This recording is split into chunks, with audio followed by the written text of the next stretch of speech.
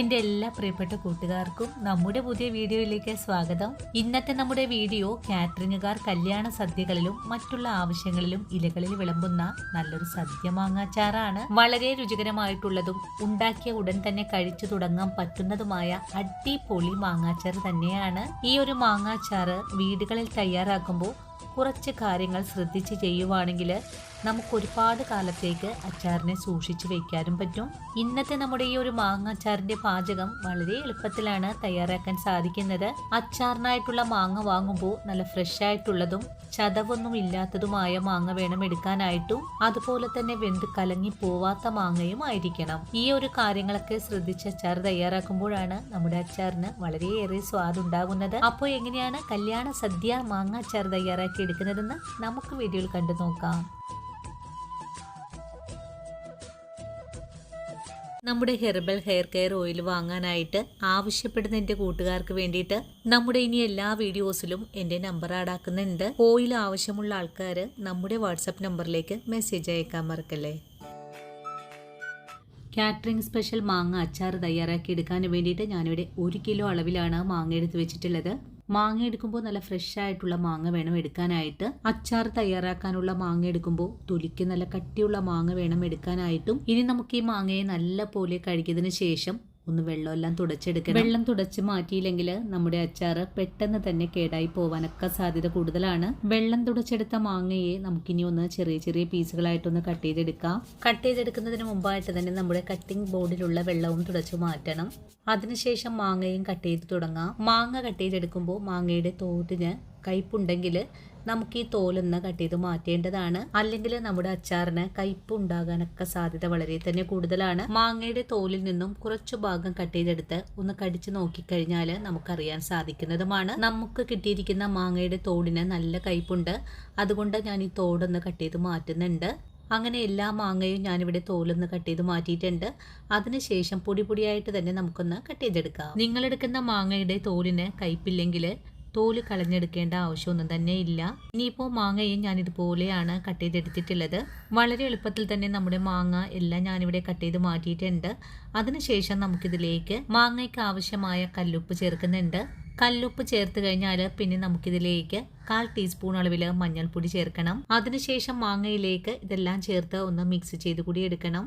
നമ്മളിതിലേക്ക് ചേർത്തിട്ടില്ല ഉപ്പ് നമ്മുടെ മാങ്ങയിലേക്ക് നല്ലവണ്ണം ഒന്ന് പിടിച്ചു കിട്ടണം. അതുവരെയും നമുക്കൊന്ന് ഇളക്കി യോജിപ്പിച്ച് കൊടുക്കാം. നല്ലവണ്ണം ഇളക്കി യോജിപ്പിച്ച് കഴിഞ്ഞാൽ പിന്നെ നമുക്ക് ഈ മാങ്ങയെ റെസ്റ്റ് ചെയ്യാനായിട്ടൊന്ന് മൂടി മാറ്റി വെക്കണം. 1 മണിക്കൂർ നേരമാണ് മാങ്ങയെ റെസ്റ്റ് ചെയ്യാൻ മൂടി മാറ്റി വെച്ചത്. 1 മണിക്കൂറിന് ശേഷം മാങ്ങയുടെ മൂടി ഒന്ന് തുറന്ന് നോക്കുന്നുണ്ട്.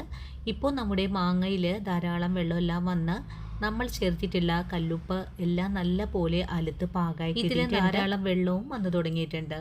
ഇനി നമുക്ക് ഈ മാങ്ങയെ മാറ്റി വെച്ചതിന് ശേഷം അച്ചാർ തയ്യാറാക്കാൻ തുടങ്ങാം. അച്ചാർ തയ്യാറാക്കാനും വേണ്ടിയിട്ട് ഒരു സ്റ്റീൽ ചട്ടിയാണ് അടുപ്പിലേക്ക് വെച്ചിട്ടുള്ളത്. ചട്ടി നല്ലവണ്ണം ചൂടായി വന്നിട്ടുണ്ട്. ഇനി ഇതിലേക്ക് 150 ഗ്രാം അളവിൽ നല്ലെണ്ണ ഒഴിച്ചു കൊടുത്തിട്ടുണ്ട്. എണ്ണ ചൂടായി കഴിഞ്ഞാൽ ഇതിലേക്ക് 1/2 സ്പൂൺ അളവിൽ കടുക് ചേർക്കാം. കടുകൊന്ന് പൊട്ടിക്കഴിഞ്ഞിട്ടുണ്ട്. ഇനിയിപ്പോൾ കറിവേപ്പിലയും കൂടി ചേർക്കുന്നുണ്ട്. കറിവേപ്പില ഒന്ന് മുരിഞ്ഞു തുടങ്ങുമ്പോഴേക്കും ഫ്ലെയിം സിമ്മിൽ വെച്ച് കൊടുത്തിട്ട് നമുക്കിതിലേക്ക് ഒരു 10 വെളുത്തുള്ളി അല്ലി നീളത്തിൽ കട്ട് ചെയ്തതും 4 പച്ചമുളക് ഒന്ന് കട്ട് ചെയ്തതും ഇതെല്ലാം നല്ലതുപോലെ വാടി വരുമ്പോഴേക്കും നമുക്കിതിലേക്ക് ഒരു 4 വറ്റൽമുളക് കട്ട് ചെയ്തത് കൂടി ചേർത്തിട്ട് ഒന്ന് വഴറ്റിയെടുക്കാം. ഇപ്പോൾ ഇതെല്ലാം നല്ല പോലെ വഴണ്ട് വന്നിട്ടുണ്ട്. ഇനി നമുക്ക് ഫ്ലെയിം അങ്ങ് ഓഫ് ചെയ്ത് കൊടുക്കണം. ഫ്ലെയിം ഓഫ് ചെയ്തതിന് ശേഷമായിരിക്കണം ഇതിലേക്ക് മുളക് പൊടി ചേർക്കേണ്ടത്. 2 സ്പൂൺ അളവിൽ കാശ്മീരി മുളക് പൊടിയും 2 സ്പൂൺ അളവിൽ തന്നെ എരിവെള്ള മുളക് പൊടിയുമാണ് എടുത്തിട്ടുള്ളത്. മുളക് പൊടി എണ്ണയിലേക്ക് ചേർത്ത് കഴിഞ്ഞാൽ നമുക്ക് കയ്യിൽ ഉപയോഗിച്ച് നല്ലതുപോലെ ഇളക്കിയൊന്ന് യോജിപ്പിച്ച് കൊടുക്കണം. എണ്ണയുടെ ചൂട് കൊണ്ട് തന്നെ ഇത് നല്ലവണ്ണം മുരിഞ്ഞു കിട്ടണം. അച്ചാറുകൾ തയ്യാറാക്കുമ്പോൾ എണ്ണയുടെ അളവ് കുറച്ച് കൂടുതലാണ് എടുക്കേണ്ടത്. അല്ലെങ്കിൽ നമ്മുടെ അച്ചാറ് പെട്ടെന്ന് തന്നെ കേടായി പോകാനൊക്കെ സാധ്യത കൂടുതലാണ്. എണ്ണയുടെ ചൂടിൽ വെച്ച് തന്നെ മുളക് പൊടി ഒന്ന് ചൂടാക്കി എടുത്തു കഴിഞ്ഞാൽ പിന്നെ നമുക്കിതിലേക്ക് 1 ടീസ്പൂൺ അളവിൽ വറുത്തു പൊടിച്ച ഉലുവപ്പൊടി ചേർത്ത് ഒന്നുകൂടി കൂട്ടി ഇളക്കി യോജിപ്പിച്ചെടുക്കാം. ഉലുവപ്പൊടി ചേർത്ത് നല്ലപോലെ ഇളക്കി യോജിപ്പിച്ചു കഴിഞ്ഞാൽ പിന്നെ നമുക്കിതിലേക്ക് 1 ടീസ്പൂൺ അളവിൽ തന്നെ കായപ്പൊടി കൂടെ ചേർക്കണം. കായപ്പൊടിയും ചേർത്ത് ഒന്നുകൂടി ഇളക്കി യോജിപ്പിച്ചെടുക്കാം. ഇനി നമുക്ക് ഫ്ലെയിം അങ്ങ് ഓൺ ചെയ്ത് കൊടുക്കണം. ചെറിയ തീയിൽ വെച്ച് കൊടുത്ത് മുളക് പൊടിയൊക്കെ നല്ലവണ്ണം ഒന്ന് മുരിയിച്ചെടുത്ത് കഴിഞ്ഞാൽ പിന്നെ നമുക്കിതിലേക്ക് വിനാഗിരിയാണ് ചേർക്കേണ്ടത്. ഞാനിവിടെ 1/2 കപ്പ് അളവിലാണ് വിനാഗിരി ചേർത്തിട്ടുള്ളത്. വിനാഗിരിയും ചേർത്ത് ഒന്നുകൂടി ഇളക്കി യോജിപ്പിച്ചതിന് ശേഷം ഇതൊന്ന് തിളച്ച് വരാനായിട്ട് ഒന്ന് വെയിറ്റ് ചെയ്യാം. ഈ ഒരു സമയത്ത് നമ്മുടെ മുളകൊക്കെ നല്ലതുപോലെ മുരിഞ്ഞ് നല്ല കുറുകിയ പാകത്തിലേക്കൊന്നായി കിട്ടിയിട്ടുണ്ട്. ഈ ഒരു പാകത്തിലായാൽ മാത്രം പോരാ, ഇതിൽ നിന്നും എണ്ണ എല്ലാം തെളിഞ്ഞ് പുറത്തേക്ക് വരണം. ആ ഒരു പാകം വരെയാണ് നമുക്ക് ഇതിനെ ഇളക്കി തിളപ്പിച്ചെടുക്കേണ്ടത്. വളരെ എളുപ്പത്തിൽ തന്നെ നമ്മുടെ മുളക് പൊടിയൊക്കെ നല്ലവണ്ണം ഒന്ന് തിളച്ചു തുടങ്ങിയിട്ടുണ്ട്. ഈ ഒരു സമയത്തായിരിക്കണം നമ്മൾ നേരത്തെ തന്നെ ഉപ്പ് തിരുമ്മി വെച്ചിട്ടുള്ള മാങ്ങാ കഷ്ണങ്ങൾ ചേർക്കേണ്ടത്. മാങ്ങാ കഷ്ണങ്ങൾ ചേർത്ത് നല്ലതുപോലെ ഇളക്കി ഒന്ന് യോജിപ്പിച്ചെടുക്കണം.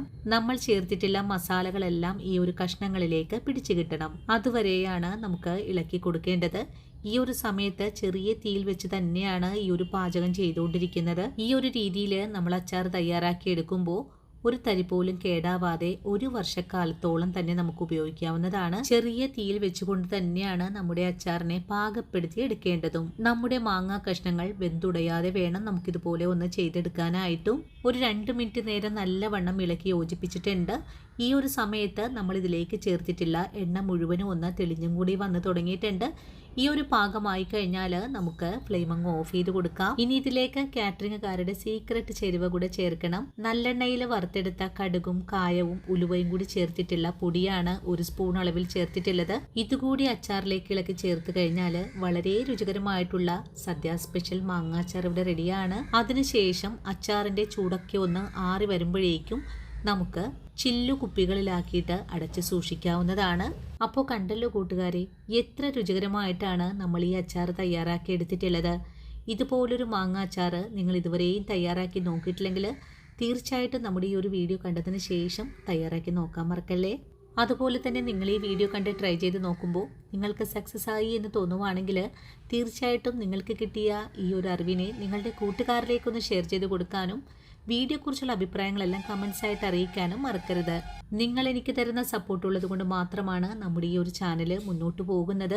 ഇനിയും നിങ്ങൾക്ക് വേണ്ടിയിട്ട് നല്ല നല്ല റെസിപ്പികളൊക്കെ ആയിട്ട് ഞാൻ നാളെ ഓടിയെത്തുന്നതാണ്. അതുവരെയും വീഡിയോ കണ്ട് സപ്പോർട്ട് ചെയ്ത എൻ്റെ എല്ലാ കൂട്ടുകാരോടും ഇനിയും കാണാനിരിക്കുന്ന എൻ്റെ പ്രിയ കൂട്ടുകാരോടും ഒത്തിരി നന്ദി സ്നേഹമൊക്കെ അറിയിച്ചുകൊണ്ട് നാളെ രാവിലെ ഓടിയെത്താം. അതുവരെയും ഒത്തിരി സ്നേഹത്തോടെ വീണ്ടും കാണാം.